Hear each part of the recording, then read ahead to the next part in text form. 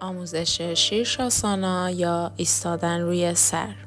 این وضعیت رو کسانی میتونن انجام بدن که مشکلات قلبی، فشار خون و گردن ندارن و از آمادگی لازم جسمانی برخوردارن. ساعد دستا رو روی زمین بذار، فاصله بین دو دست به اندازه عرض شونه.